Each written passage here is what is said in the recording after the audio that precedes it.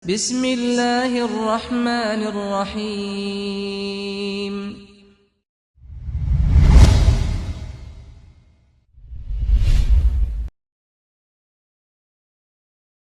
Bismillahirrahmanirrahim. Assalamualaikum warahmatullahi wabarakatuh. Alhamdulillahirabbil alamin. Wa bihi nasta'inu ala umurid dunya waddin. Asyhadu an la ilaha illallah wahdahu la syarikalah wa huwal malikul haqqul mubin. Wa asyhadu anna Muhammadan abdullahi wa rasuluhu al-mab'us rahmatan lil alamin. Salawatullahi rabbi wa salamuhu wa barakatuhu alaihi wa ala alihi wa ashabihi ajma'in wa man tabi'ahum bi ihsanin ila yaumiddin. Ya ayyuhalladzina amanu taqullaha haqqa tuqatih wa la tamutunna illa wa antum muslimun. Summa ma ba'du fa inna ahsanal hadisi kitabullah wa khairal hadyi hadi nabiyina Muhammadin sallallahu alaihi wa alihi wasallam. Ikhwani wa akhwati al-ahibba rahimani wa rahimakumullah. Alhamdulillah, segala puja dan puji bagi Allah Subhanahu wa taala atas berbagai limpahan nikmat-Nya, rahmat dan karunia yang sangat banyak, tidak terhingga, tidak terbilang. Selawat dan salam senantiasa dilimpahkan, diaturkan kehadiran baginda Nabi Muhammad sallallahu alaihi wasallam beserta keluarga beliau, sahabat beliau dan umat beliau hingga akhir zaman. Kita lanjutkan pembahasan dan kajian kita di kitab At-Tamhid li syarh kitab Tauhid alladhi huwa qallahi 'alal abid, yang ditulis oleh Fadilat Syekh Saleh Ibn Abdul Aziz Muhammad Ali Syekh. Kesempatan yang lalu kita telah menjelaskan tentang terminologi pengertian dari lafaz tauhid itu sendiri. Kemudian juga sudah dijelaskan tentang kedudukan dan juga urgensinya di mana kita mempelajari tentang tauhid ini, serta penjelasan dari ayat ke-56 dari surat Az-Zariyat.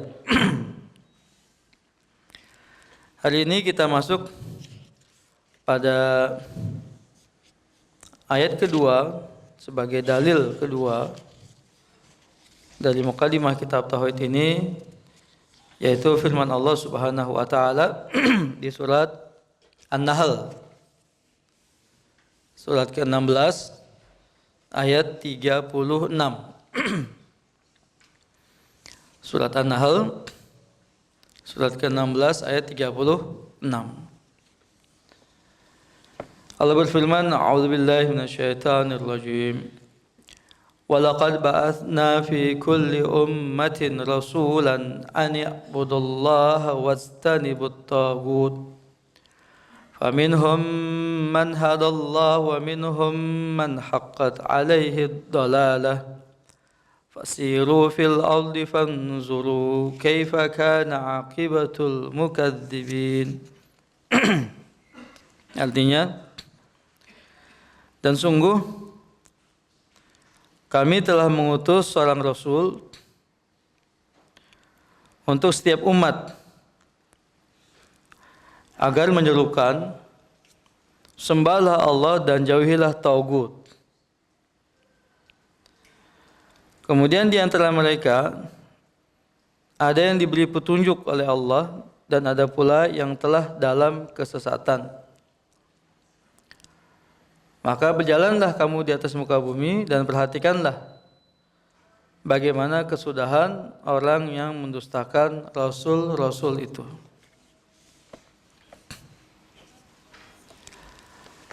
Para jemaah yang dimuliakan Allah Subhanahu wa taala, dalam ayat yang mulia ini Allah memulai firman-Nya dengan menggunakan kata penegasan dan penekanan, yaitu laqad sesungguhnya. Jadi sebuah pernyataan yang penuh dengan ketegasan, ya. Yang mana Allah Subhanahu wa taala telah mengutus pada setiap umat generasi manusia. Kalau dikatakan satu generasi itu kan 100 tahun. Ya, 1 abad, 1 generasi. Ya. Jadi setiap generasi itu Allah mengutus Rasul. Di sini Allah menggunakan kata ganti kami. Ya. Allah menggunakan kata ganti kami. Berbeda dengan surat sebelumnya, surat Az-Zariyat ayat 56 itu Allah katakan wa ma khalaqtu. Allah menggunakan kata ganti aku. Ya, artinya mutakalim wahid. Pembicara tunggal. Sementara di sini Allah menggunakan kata ganti kami. Pembicara plural. Ya. Sebagian ahli tafsir seperti misalnya Imam Zamakhsyari di kitabnya Al-Kasyaf, latar belakang teologi beliau adalah Mu'tazilah.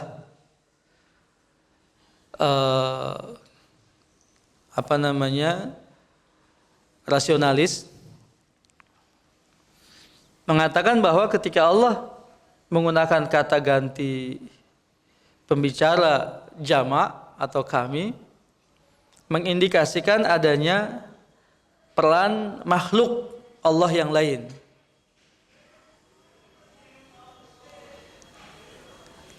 Tanpa bermaksud untuk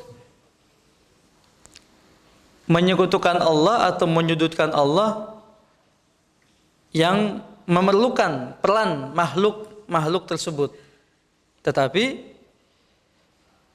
justru ada hikmahnya ketika makhluk-makhluk itu disertakan dalam hal ini. Ya. Maka demikianlah pengutusan para nabi dan rasul. Karena salah satu mekanisme pengangkatan atau pengutusan nabi dan rasul adalah melalui perantaraan wahyu.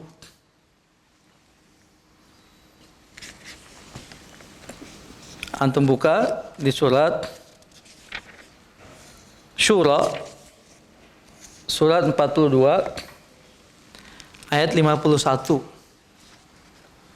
Surat 42 ayat 51. Ini proses dan mekanisme bagaimana wahyu itu Allah wahyukan, Allah sampaikan kepada para nabi dan rasul.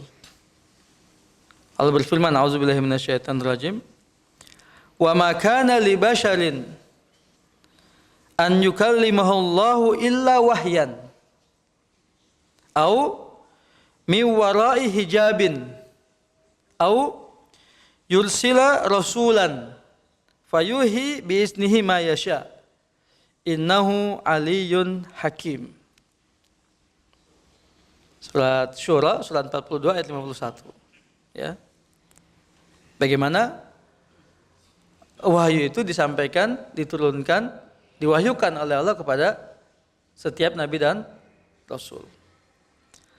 Dan tidaklah patut bagi seorang manusia bahwa Allah akan berbicara kepadanya kecuali dengan perantaraan wahyu. Dengan perantaraan wahyu. Wahyu di sini ya berupa ilham. Jadi maksud dengan wahyu di sini berupa ilham. Ya, artinya langsung Allah berikan kepada Nabi Rasul tadi ya sebuah wahyu melalui perantaraan ilham tadi yang langsung Allah berikan ke dalam hati dari seorang Nabi dan Rasul tadi. Meskipun Nabi dan Rasul itu berada di tengah-tengah manusia yang lain. Contohnya adalah ketika turunnya surat Al-Kautsar.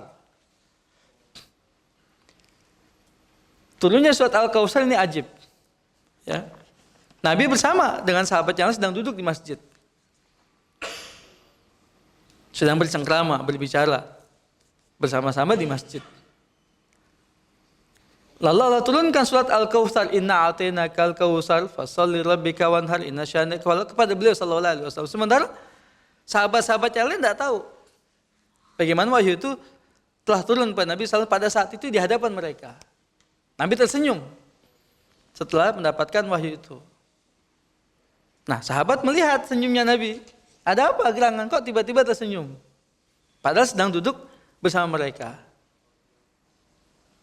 Maka Nabi mengatakan, baru saja turun kepadaku wahyu dari Allah Subhanahu wa taala, lalu membacakan surat Al-Kautsar tadi. Inna a'tainakal kautsar dan seterusnya.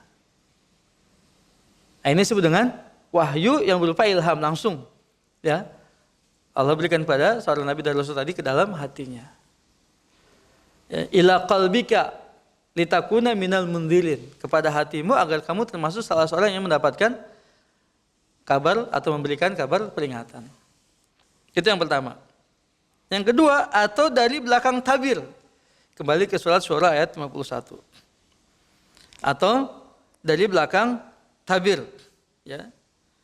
Jadi tidak face to face, tidak langsung, ya, tapi Allah berbicara di belakang tabir. Hijab, wa hijabuhu nur. Kasusnya apa? Ketika Mi'raj, Isra dan Mi'raj Nabi sallallahu alaihi wasallam. Ya. Peristiwa Isra dan Mi'raj itu. Perjalanan di malam hari dari Masjidil Haram ke Masjidil Aqsa, kemudian dari Masjidil Aqsa ke langit yang ketujuh bersama dengan Jibril. Setelah masuk sampai langit ketujuh, kata Jibril, silahkan engkau meneruskan perjalananmu ke Sidratul Muntaha, ke singgasana Ar-Rahman. Sementara Jibril tidak dipersilakan untuk ngikut bersama Nabi pada saat itu. Dan disitulah Allah langsung berbicara kepada Nabi sallallahu alaihi wasallam untuk memerintahkan tentang sholat yang awalnya 50 waktu menjadi 5 waktu. Pada saat itu Allah berbicara di belakang tabir, di belakang hijab. Wa kana hijabuhu nur. Begitu, ya. Lalu yang ketiga, atau dengan mengutus utusan, yaitu malaikat. Lalu diwahyukanlah kepadanya dengan izinnya apa yang dikehendakinya. Sungguh dia maha tinggal maha bijak ke sana. Dan inilah kebanyakan dari ayat-ayat Al-Qur'anul Karim, wahyu Allah Subhanahu wa taala yang sampai kepada Nabi sallallahu alaihi wasallam melalui perantaran malaikat Jibril. Berarti di situ ada peran malaikat Jibril dalam pengutusan seorang rasul. Di mana Nabi sallallahu alaihi wasallam diangkat menjadi nabi dan rasul dengan surat apa? Dengan ayat apa? Al-Alaq. Iqra bismi rabbikal ladzi khalaq. Ya, dan seterusnya. Siapa yang membawa wahyu itu? Jibril alaihi salam kepada Nabi Muhammad sallallahu alaihi wasallam. Nah, inilah untuk memahami ketika Allah Subhanahu wa taala berbicara menggunakan kata ganti, ya. Kata ganti pertama tetapi dengan jumlah plural, dengan jumlah kami. Ya. Nah, itu menurut penjelasan dari Imam Az-Zamakhsyari di tafsirnya Al-Kasyaf. Yang lain, ahli tafsir mengatakan ketika Allah Subhanahu wa taala menggunakan kata ganti untuk dirinya dengan menggunakan kata ganti kami untuk mengagungkan dirinya sendiri Subhanahu wa taala. Dan ini jumhur, ya, ulama salaf dari kalangan mufassirin, bahwa Allah Subhanahu wa taala menggunakan kata ganti kami untuk mengagungkan dirinya sendiri. Karena biasanya memang dalam sastra bahasa, ya, di bahasa manapun juga, ketika seseorang berbicara padahal atas nama dirinya sendiri, tapi dia menggunakan kalimat kami untuk menunjukkan tentang kedudukannya, kekuasaannya, keagungannya, kemuliaannya, kebesarannya, begitu. Ya, sehingga tidak diremehkan ya oleh orang-orang yang mendengarnya. Para jemaah Allah Subhanahu wa taala, kita teruskan. Walaqad ba'asna, sungguh kami telah mengutus fi kulli ummatin, dalam setiap umat, generasi umat manusia, rasulan, seorang rasul. Sering kita dapati istilah rasul dan nabi. Rasul dan nabi. Ya. Kemudian sebagian kita mempertanyakan tentang spesifikasi dari tugas keduanya, seorang rasul dan nabi. Ya. Yang pertama, kalimat rasul dan nabi sinonim, saling memaknai, saling mengisi, ya dalam pengertiannya sama saja. Nabi ya rasul, rasul ya nabi, begitu. Ya. Dalam banyak konteks, dalam kesempatan, nabi ya rasul, rasul ya nabi. Seperti kita mengatakan Nabi Muhammad sallallahu alaihi wasallam. Maksudnya beliau nabi ya rasul. Bahkan semua nabi-nabi yang 25 itu kita sebut nabi, bukan rasul.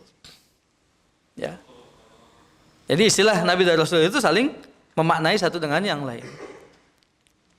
Secara spesifikasi, seorang rasul ya berasal dari akar kata risalah, yaitu membawa risalah, membawa syariat, membawa aturan hukum. Ya.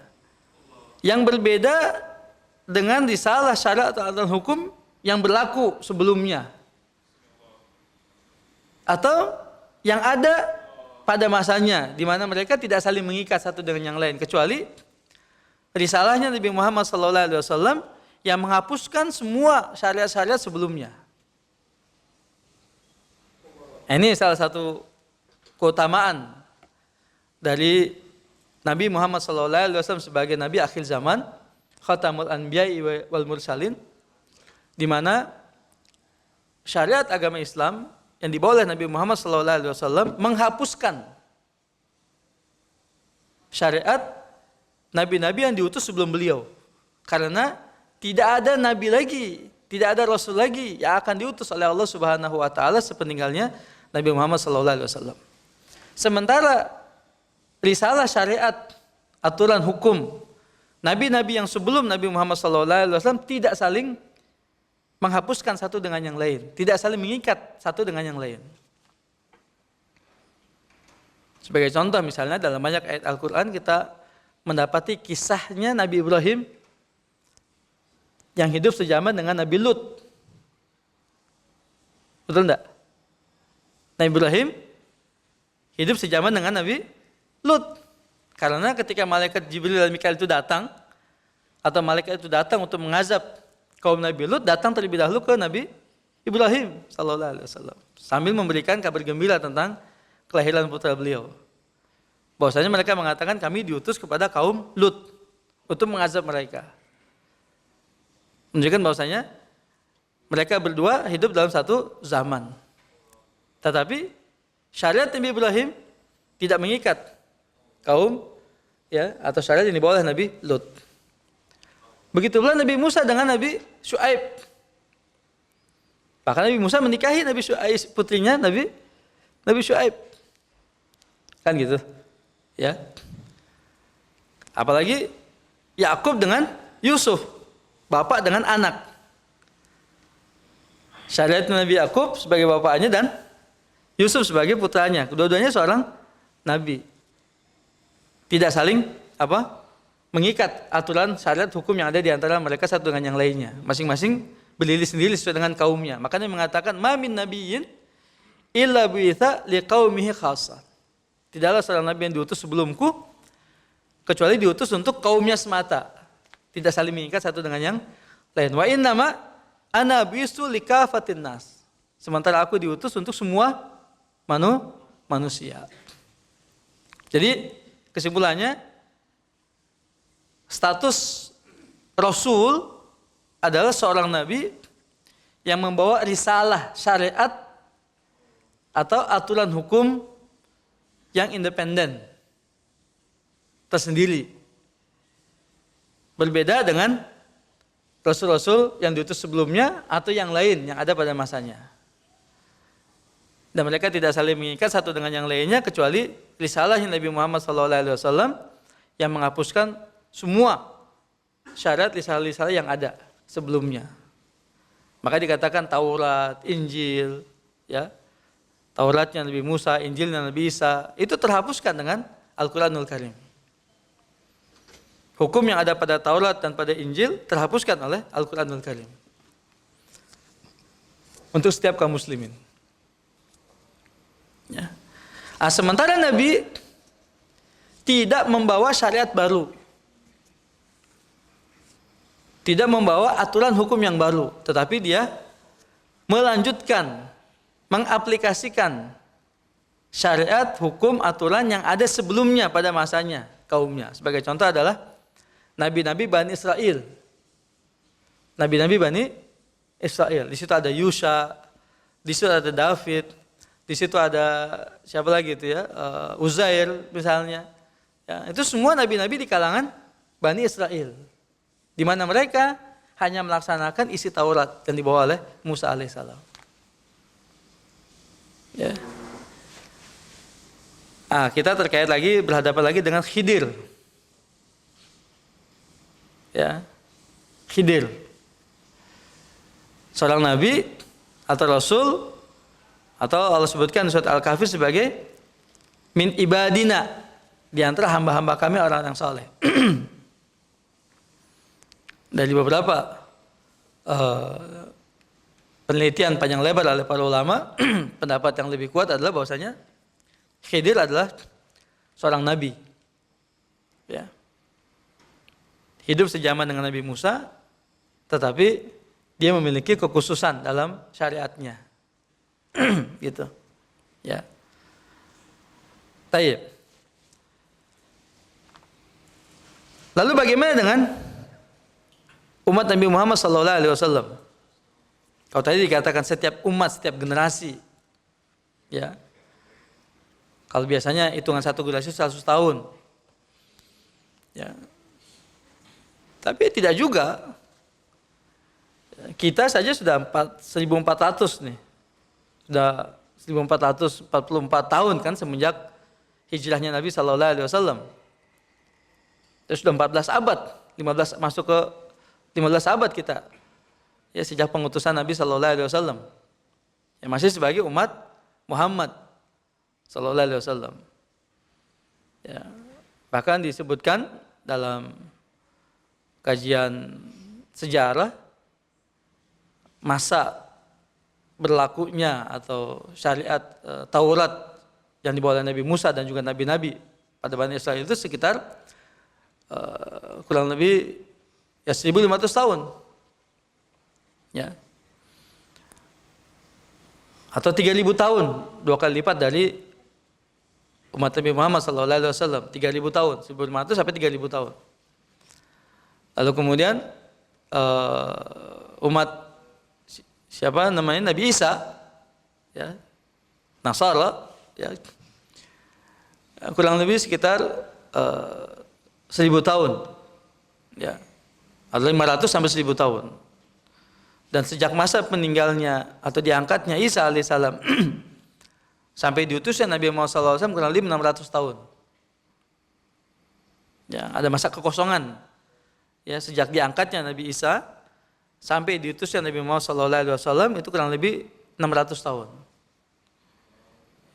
Yang disebut dengan zaman fitrah atau zamanul ahad, masa kekosongan pengutusan para nabi rasul, ya, kurang lebih 600 tahun.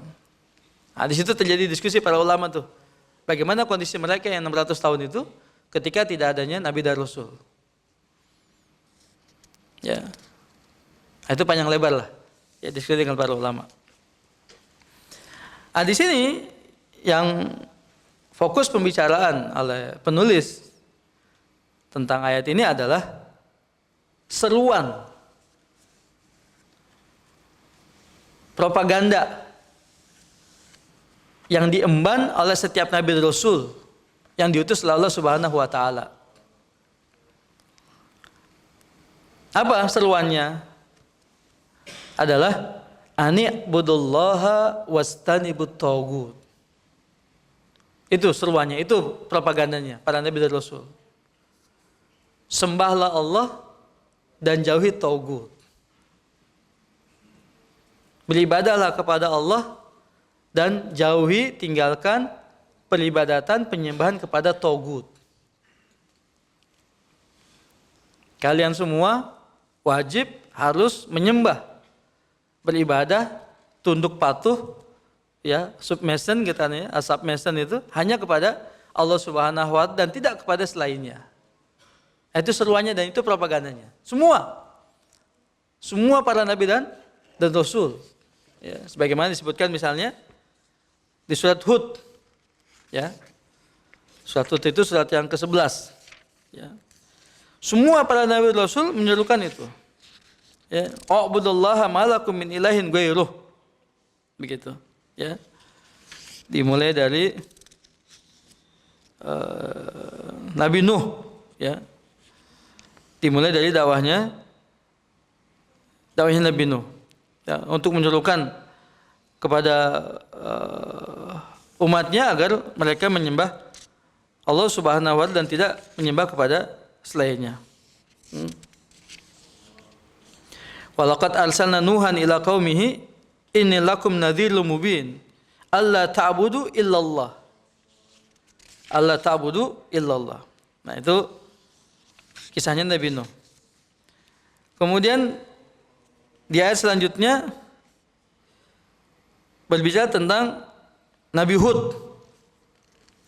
Wa ila adin akhahum huda qala ya qaumi u'budullaha ma lakum min ilahin ghairuh. Nabi Hud. Kemudian kepada kaum Ad. Wa ila samuda akhahum salihah, kepada kaum Samud. Ya. Saleh. Qala ya qaumi u'budullaha ma lakum min ilahin ghairuh. Ya. Sembahlah Allah, tidak ada untuk kamu sesembahan yang lain selainnya. Nabi Saleh. Lalu juga kemudian ya kepada semua para nabi dan lain, Nabi Lut, ya, Syuaib, semua menyeru agar mereka menyembah Allah Subhanahu wa taala dan tidak ada sesembahan yang lain selainnya Subhanahu wa taala. Di saat yang bersamaan wajib atas mereka untuk menjauhi dan meninggalkan penyembahan peribadatan kepada taghut selain Allah. Siapa taghut itu? Kata Ibnu Qayyim, taghut adalah kullu ma'ubida min dunillah. Semua yang disembah selain Allah. Min ma'budin wa mahbubin wa muta'in. Yang disembah, yang dicintai dan yang ditaati selain Allah Subhanahu wa taala. Ya. Dalam kajian yang lain, ru'asa tawaghit itu 5. Ada 5 orang. Ya, penghulunya, komandannya taghut. Itu ada 5. Di antaranya yang pertama iblis laknatullah alaih. Ya, taghut itu adalah iblis, syaitan dan bala tentaranya. Ya. Ini ma'bud nih, ya. Kemudian yang kedua, ya, ada namanya sahir, tukang sihir. Ya, tukang sihir. Yang ketiga, ada yang namanya kahin, dukun. Tukang sihir dan dukun. Ya. Kemudian yang keempat, ada yang namanya penguasa zalim. Penguasa zalim. Ya. Yang kelima, siapa saja yang disembah selain Allah dan dia ridha dengan penyembahan itu. Gitu. Nah, ini dia. Ya. Di sini Allah menggunakan wastanibut taghut. Ya. Tapi di surat Al-Baqarah ayat 256, ya, Allah menggunakan kalimat kufur bit taghut. La ikraha fid din. qad tabayyana rusdu minal ghayy faman yakfur bit-taghut wa yu'min billah faqad istamsaka bil urwatil wusqa lan fisama laha wallahu samiun alim. Tidak ada paksaan dalam memeluk agama Islam. Telah jelas jalan kebenaran dan jalan kesesatan. Fama yakfur bit-taghut, siapa mengingkari taghut, ya, dan beriman kepada Allah, sungguh dia telah berpegang teguh dengan tali yang sangat kuat, tidak akan putus selama-lamanya. Wallahu samiun alim, dan Allah mendengar lagi mengetahui. Kalimat fama yakfur bit-taghut wa yu'min billah itu hakikat dari la ilaha illallah. Hakikat la ilaha illallah itu adalah mengingkari taghut dan hanya beribadah kepada Allah saja. Beribadah kepada Allah dan menjauhi taghut. Nah, berarti kita dapatkan dua istilah, menjauhi dan mengingkari. Ya. Menjauhi dan mengingkari. Kalau menjauhi, ya, berasal dari kata janbe. Janbe itu adalah sisi. Janbe itu adalah sisi. Jadi di dua sisi yang tidak akan menyatu.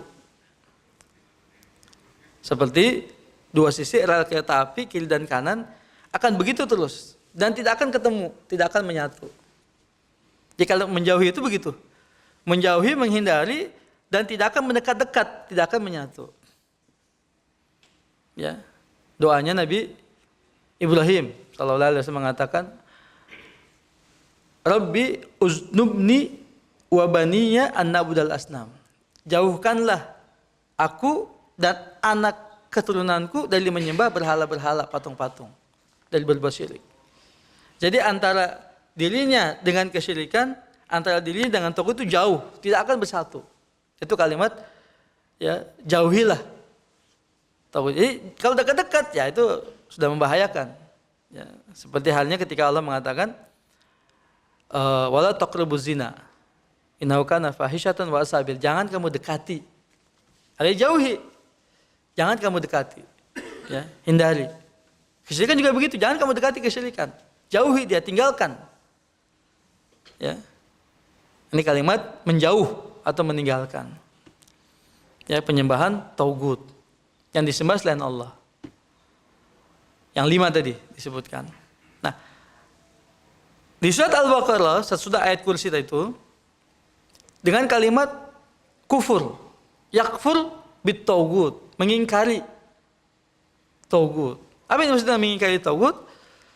Ada dua sudut pandang, ada dua sisi pengingkaran. Pengingkaran terhadap objek penyembahan dan pengingkaran terhadap aktivitas penyembahan. Pengingkaran terhadap aktivitas penyembahan kepada selain Allah, bagaimanapun bentuknya wajib diingkari. Ya.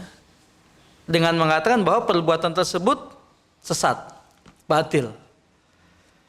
Perbuatan itu syirik, kufur.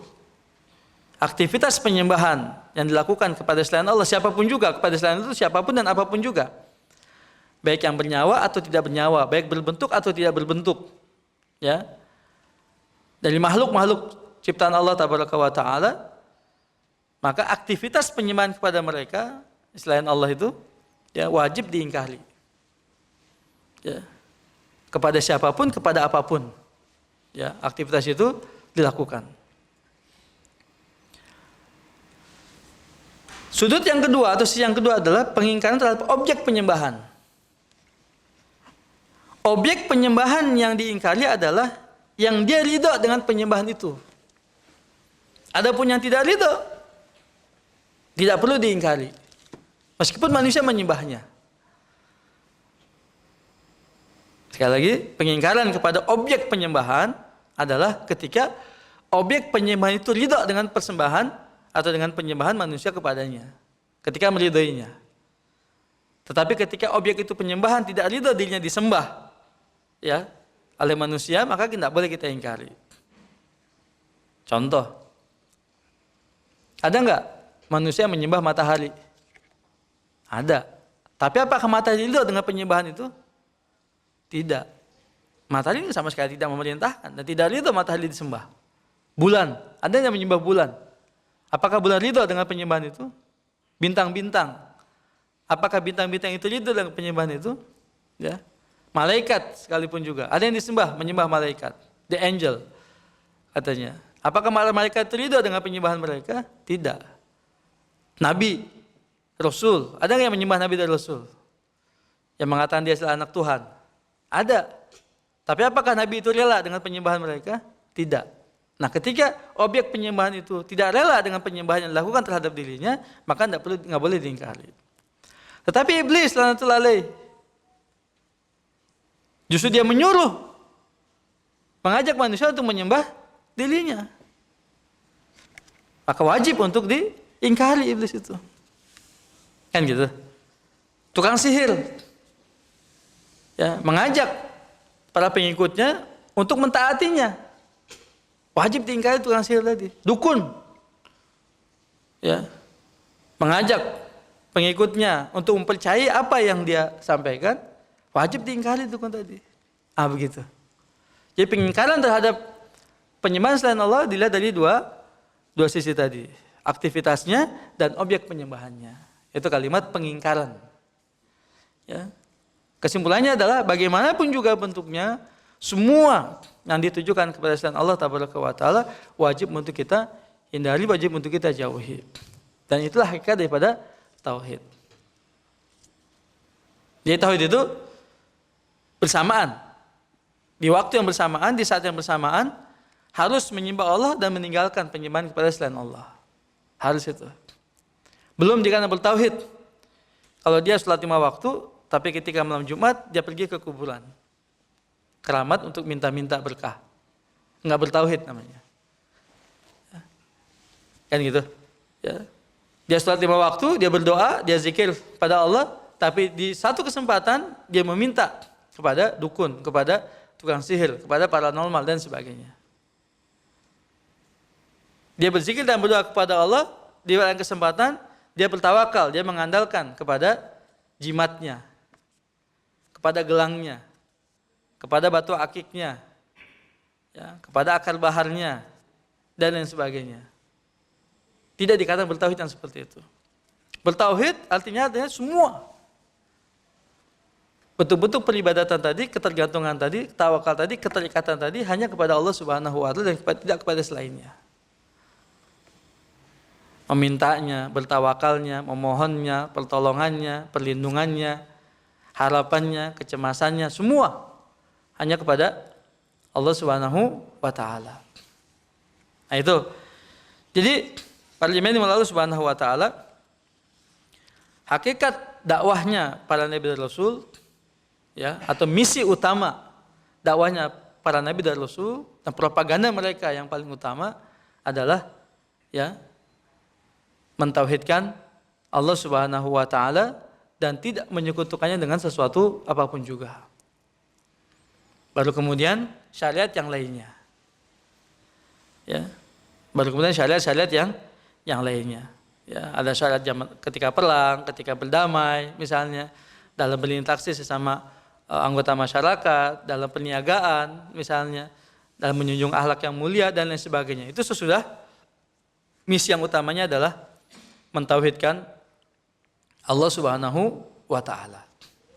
Karenanya sebagai pengikut para nabi dan rasul, wabil khusus Nabi Muhammad SAW sebagai penutup para nabi dan rasul, kita pun dituntut untuk mengedepankan seruan ini.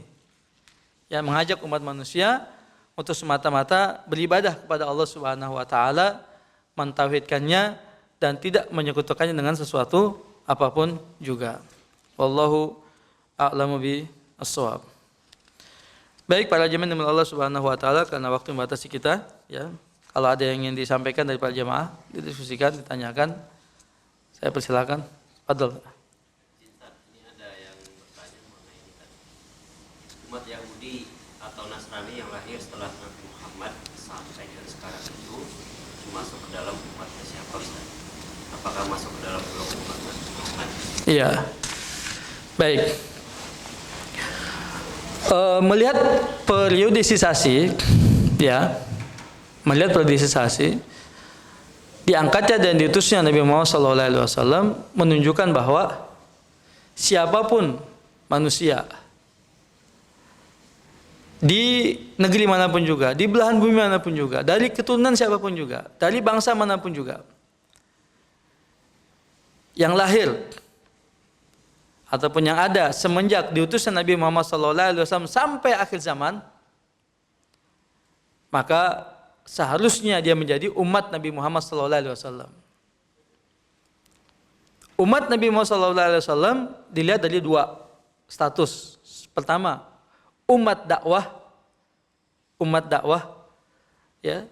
Dan yang kedua adalah sebagai pengikut Nabi Muhammad SAW. Umat dakwah maksudnya adalah semua manusia yang ada ketika Nabi Muhammad SAW diutus sampai akhir zaman, maka mereka sasaran dakwah, objek dakwahnya Nabi Muhammad SAW. Termasuk Yahudi dan Nasara yang hidup ketika Nabi Muhammad diutus dan sampai hari kiamat kelak. Sehingga Nabi mengatakan apa?